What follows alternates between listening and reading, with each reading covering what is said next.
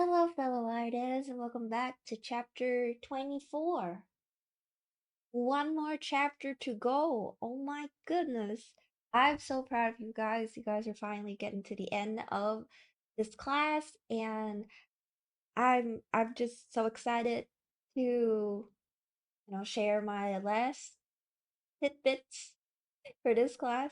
So, before we get to the fine tuning part of this class, I'll go over what I've changed over the break because for fine tuning, usually for artwork, I would have I would have the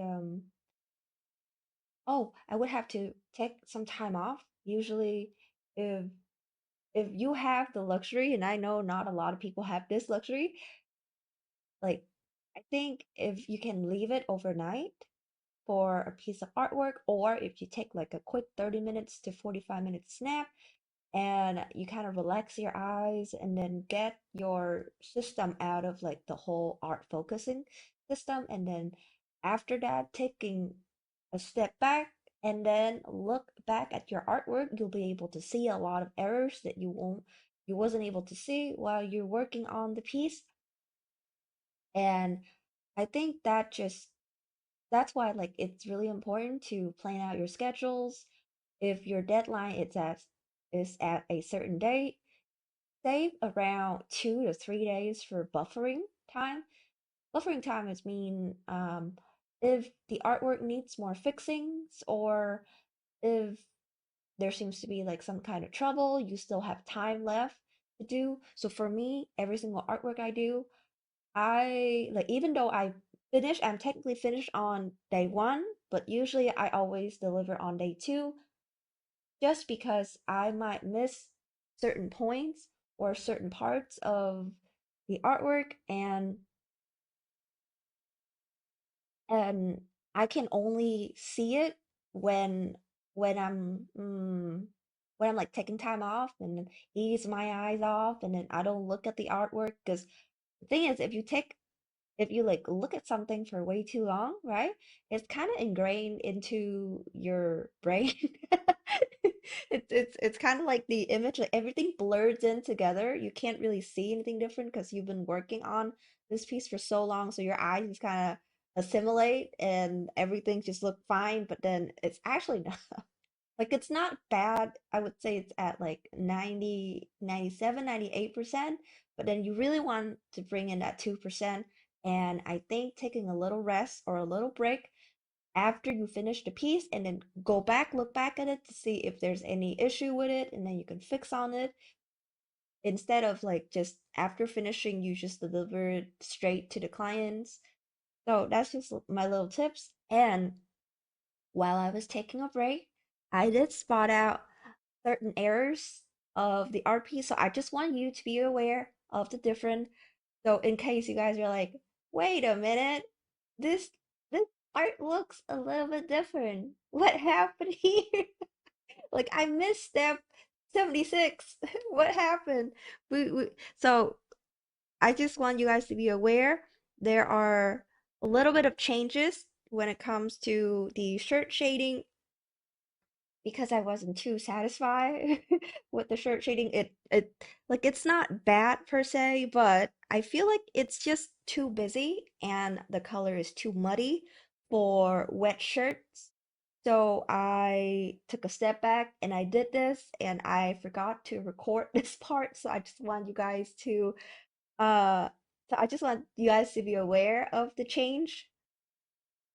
So if you could take a look, you can see I this area below, like I leave it a lot empty compared to this one. Same with the like the tension points. It's still the same. It's just the way I add it in, like the stickiness of the shirt when it kind of binds into your skin because it's wet. Like over here, we lack that a little bit. We do have like little parts, but it's just not um it doesn't really show that.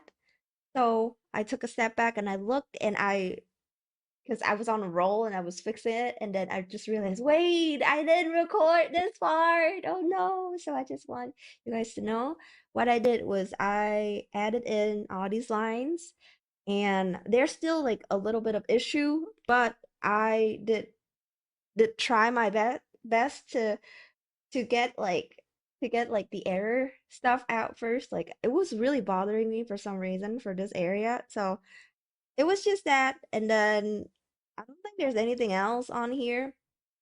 It was just that I fixed that part, and oh, I also did a little touch up on the background. So for the background, I decided, and I'll be doing this. Like so this is the thing. I've done the shirt, and then I was working on the background because there was something still bothering me. So I was in the middle of working on the background, and I just realized, wait, I need to record this. So I will explain what I did before. If you take a look at this, I just added more sand in between. Like it's the same thing. I didn't really change any layout.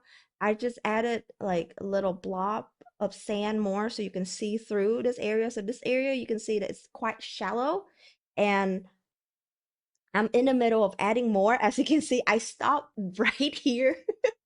I kind of stopped right here, but I was in the middle of filling in water so it comes all the way up over here. Why is because like I added water up here too. I added water up here and I added some water over here. The reason why is because like this part over here is kind of empty, so I want to fill that in. Actually, let me turn on. Oh, it's actually turned on.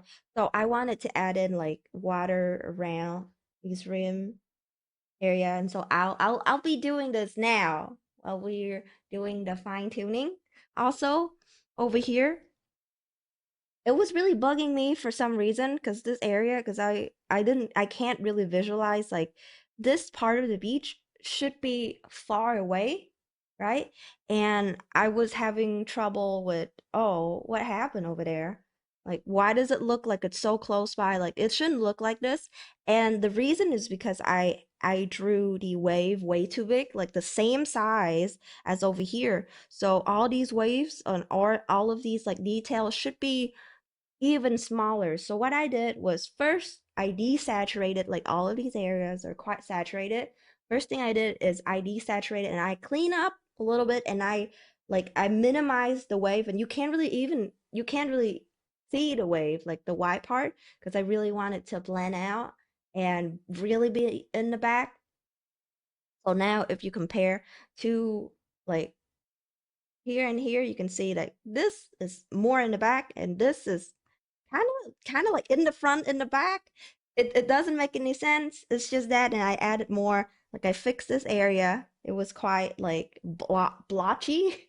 I don't know if that's the word for it, but it was kind of messy. So I just cleaned it up, and I kind of render like the background just for a little bit, as you can see. As I'm doing everything, I just kind of like rendered the background in, and it was like in the middle of doing it, and I just realized. But now let's just go ahead and go into the fine tuning. I am debating on if I should make the background like totally clean, because like the character is covering half of it, so we can't really see this part, but it's not that hard to fill it in. So if we still have time, I do have certain things planned for this chapter, but if we still have time, we can totally just finish this, or I'll just finish this like after this class. And so when I give you guys the PSD files, you can go check every part of it, like each part of it, and you can like learn a thing or two with it. So let's get started.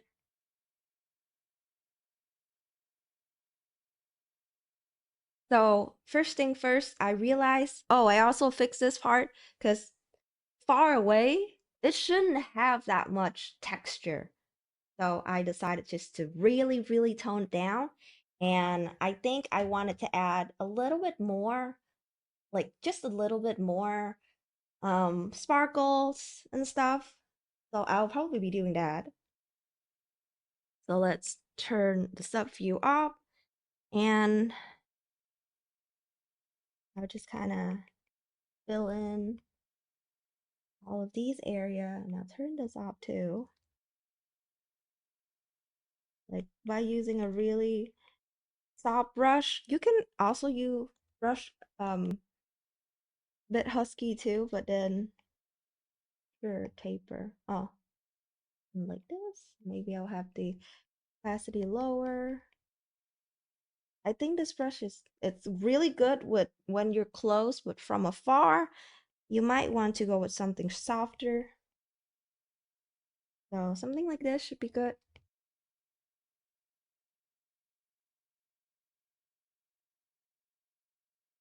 So what I'm trying to do, like all of the lines, all of the shading for the ocean, you really want to keep it straight. Like you don't want curve, because straight outward, you really want to follow this horizon line. Okay. So what I'm gonna do is slowly fill in, and I don't want this part to be too, what's the word? I don't want that part to be too like detailed. So just that, and I'm going to add this like very subtle.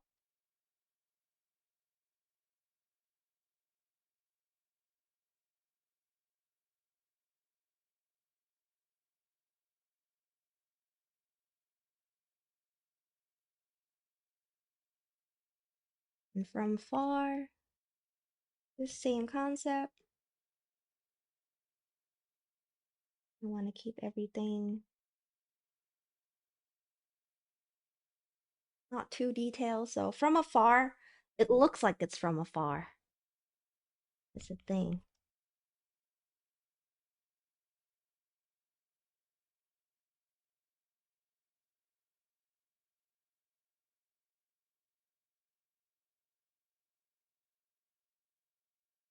And then the further away, the less saturated things are.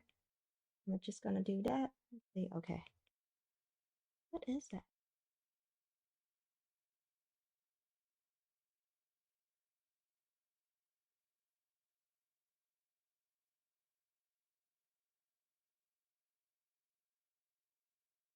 Be really careful over here, because you don't want to add much detail over at that side. So you just want to stay in this area. All of this is far away, so don't really touch much on it. But over here, I do want, like when you look at the ocean in the morning and it's really glistening from afar, I run to capture that effect. And I'm going to turn on the files just so I can see where I need to focus. See, it's already looks like it's from, like, the distance is far away from this. And this part is a little bit too dark for my liking, so okay, something like that.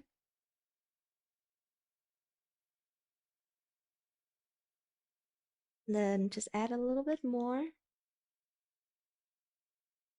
Uh, I'm just happy I found a new brush. I didn't really look at the other brush, but coincidentally, now as I'm teaching you, I found out like, oh, there's a really good brush. So it's just that. And even for these small, you really want to keep it small. And just little tits and bits like that. You don't want too much. You don't want too much of like certain things. And I wanted to add a little bit more wave from afar.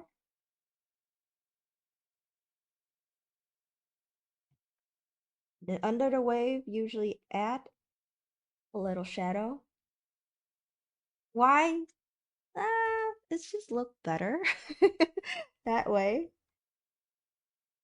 I guess again from my experience of drawing a lot of painting a lot of oceans or rendering a lot of background, it's just kind of ingrained. So my tip is under the wave, just add a little bit of shading. You should be good.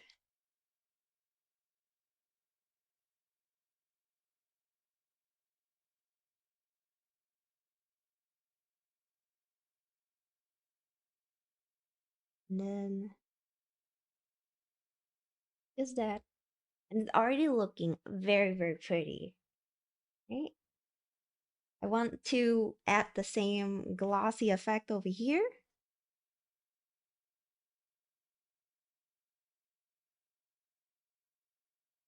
So just little bits here and there. Or if you want to save your time, you can go with the droplets. But I think do it organically, you have a lot more control. The droplets, I feel like it's good for big waves, or if it's hitting certain parts, then the droplet is good. But again, that is my 2 cents on this. If you think you want to do the droplets, just go ahead. Just go ahead. You know what? Just go ahead. Okay, now let's do the water like going up around this area.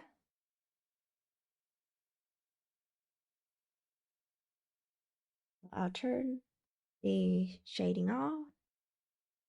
I want to basically follow this,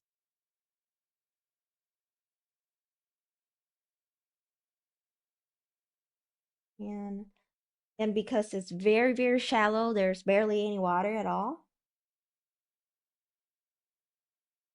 I really want to bring the shadow over here downward.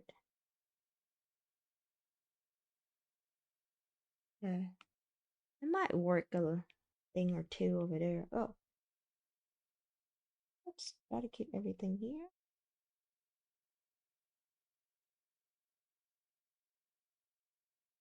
So even for the waves on here, just because it is so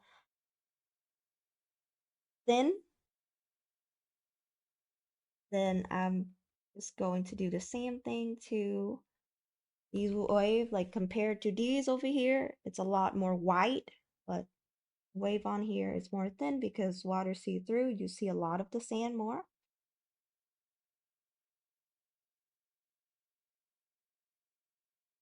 Is that?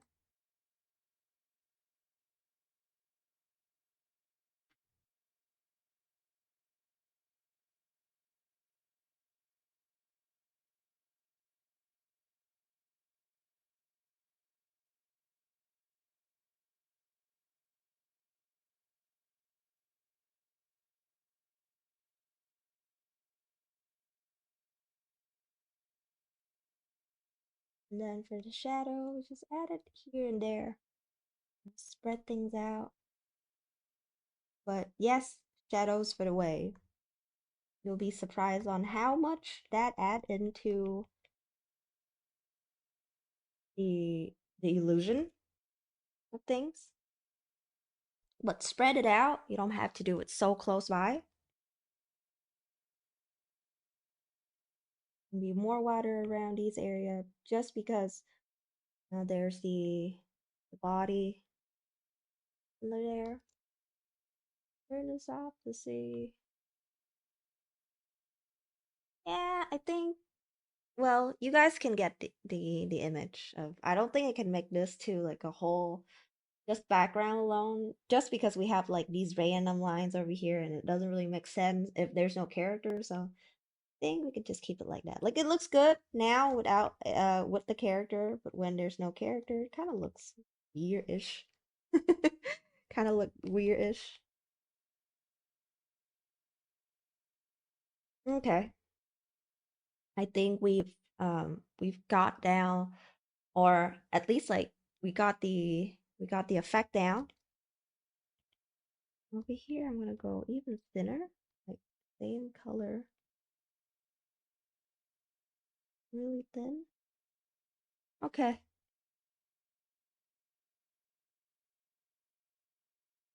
So I wanted to add a wet part.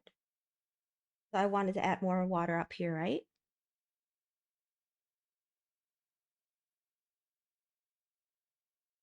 same thing. Just pretend like you're drawing water.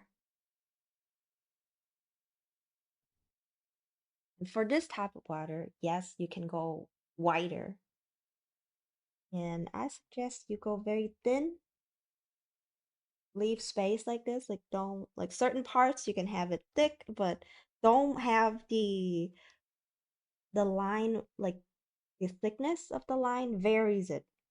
Just the same concept as the water up here. Just have the line like not equal to each other because it is again water.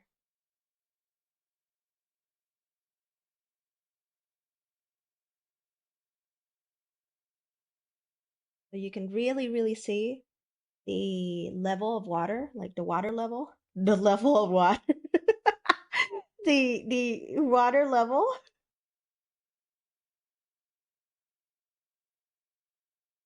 And then we have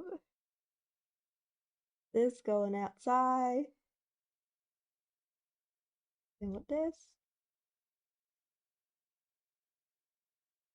we want to have the line quality to be really thin.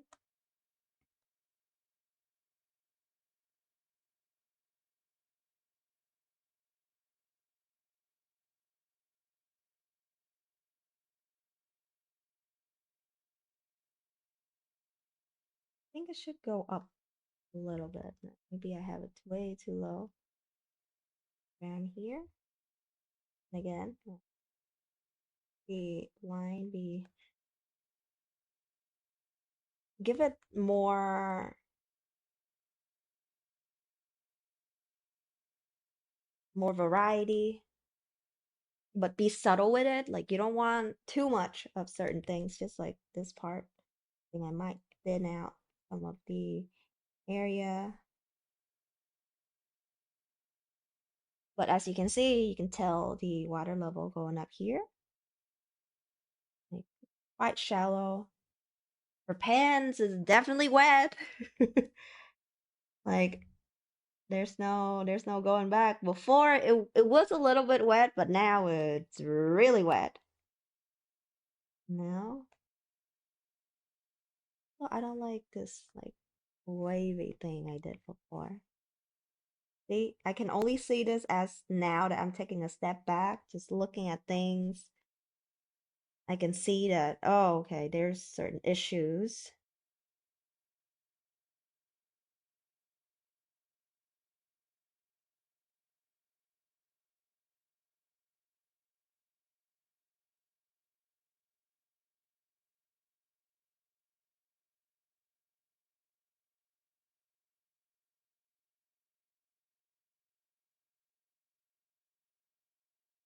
So yeah, that is how you do water, or that is how you do the character with sitting on shallowish water.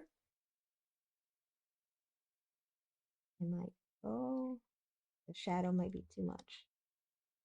Add it here and there. I don't want too much. Because the more water it is, the more shadow will shown. So I think it's somewhere around here. So you don't see a lot. The higher the water, like as you can see, the higher the water, the more shadow will show down. But yeah, just like that. And now I'll add like another sheen of water over here. Like just keep the sand because it's quite authentic that way because there's like sand floating upward too. So it makes sense. But like these area,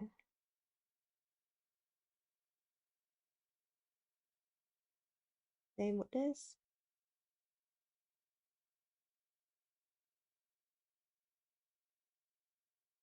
You don't want anything to be way too like detailed because they're underwater.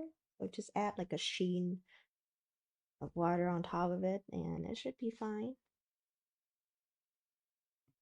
Around this area, I'll add like more water coming out.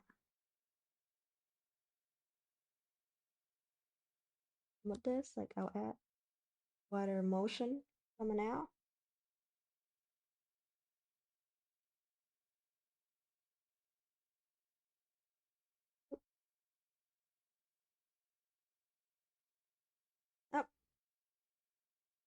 And with this, add water ring goes outside. Not too much though, not too much. Finding that balance is quite hard. Sometimes you drew and then you kind of like, wait, that's way too much. Yeah, just be subtle with it.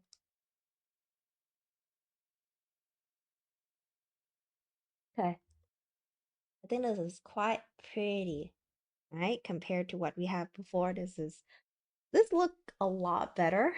So I'm happy. And now I wanted to add more like textured. Actually, I do know that brush. I don't know if I paid for it, but it is from Clip, so I can include.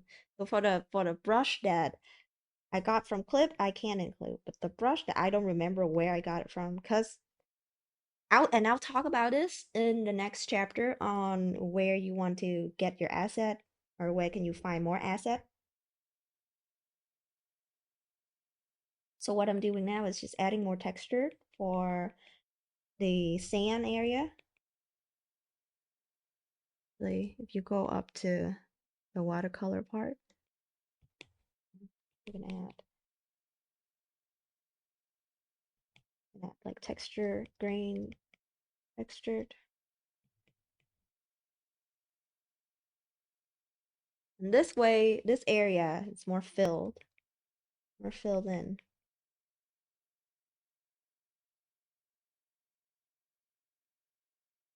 Yep, that's it. Actually, this white part, I might have it lower on because it's quite white.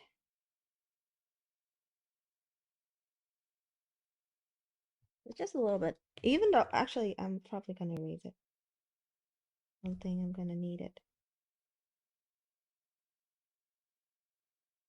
Same with this thing. Well, if water come all the way up there, I guess just like less busy because it kind of looks busy.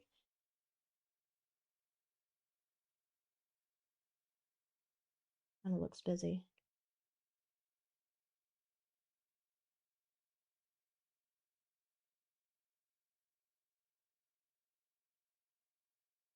Okay, that looks good. Now we fix on the mountain in the back because it's kind of too bright, or I mean, high, like too high value, too much saturation. So what I'll do is I'll just get the saturation down and I'll have it even brighter, and automatically it will look like it belongs in the back. Atmospheric. I'll have it more like greenish, like that.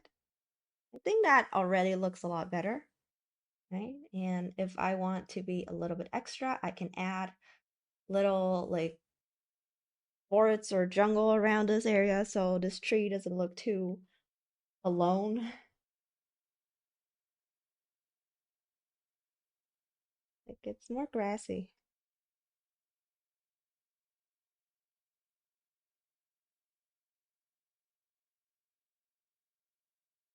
I wonder if I should more.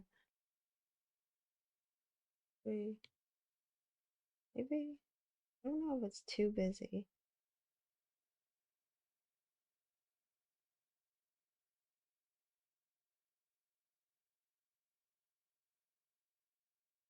Maybe, looks like it's gonna fall. I think it's not needed. I think two of these trees is good enough. And we did add your friends, but they're not too lonely. They're not too lonely. So now for this tree, I might add a little bit more color because it's closer to us. Just a little bit more color.